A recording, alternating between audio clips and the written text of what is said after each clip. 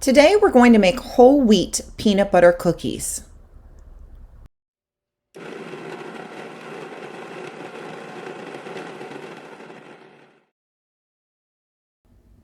Let's get started with the ingredients first. 1 cup of peanut butter, a half a cup of softened room temperature butter, 1/2 cup of white sugar, a half cup of brown sugar, 1 egg, a tablespoon of vanilla, and 1 3/4 cup of whole wheat flour, 1 teaspoon of baking soda, and 1/4 teaspoon of salt. All right, so we add to our mixing bowl our butter, our sugars, both the brown and the granulated white sugar. And we just need to cream those together to kind of get them incorporated. And from there, we are going to start adding some more of our wet ingredients. So once we put that egg in, we'll notice that it will get much smoother as we are mixing it together. Remember that the butter should be at room temperature. You don't need it completely melted. And you certainly don't want to put it in there cold or it's not going to work. Make sure you're scraping down your bowl throughout this entire time so that you're getting everything at the bottom of the bowl. Especially if you're using a stand mixer, it's even more important because there's spots on the stand mixer where it just doesn't get all the way down to the bottom. This is a fairly small recipe, so I didn't feel I needed my stand mixer today. We've added the vanilla extract, and we're going to add the baking soda and the salt. I like to add those in with my wet ingredients to make sure they get well incorporated. If you want to put them in with your dry ingredients, that is fine. That's usually what recipes call for. Once again, I'm scraping everything down, making sure that I've gotten everything incorporated to the best of my ability.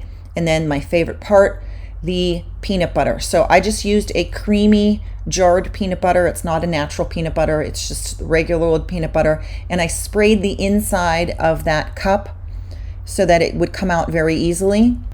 So for this recipe, I freshly ground some soft white whole wheat flour, but you can use any whole wheat or you can even use white flour if that's what you have on hand.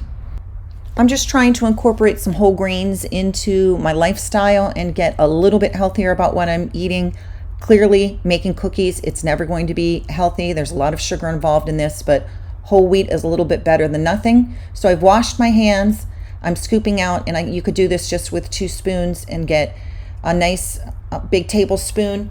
And you're going to end up with about 2½ dozen cookies. So I roll it into a ball, drop it into a little bit of sugar just because I like the outside of it to have that crunchy sugar feeling. You certainly don't have to do that. But then this is going to have to be refrigerated for about an hour. So the recipe actually calls for you to just put the dough in the refrigerator as is and then roll it out. Since I've made this a couple of times, I find that it's easier to roll the cookies first. So I'm going to continue rolling all of these cookies, rolling them in the sugar, and then I am going to refrigerate. You refrigerate the cookies so they don't spread out and get too flat if you've ever had flat cookies before. It could be because you didn't refrigerate the cookie dough, which just solidifies and hardens up that butter and makes it bake a little bit smoother, and it keeps a rise to your cookies so that they're a little bit on the fluffy side instead of the flat side. So at this point, I've taken them out of the refrigerator. They were there for an hour, and I've preheated my oven to 350 degrees. They will go in for 14 minutes, and then I will remove them. But before I do that, I'd like to put that little crisscross section on them.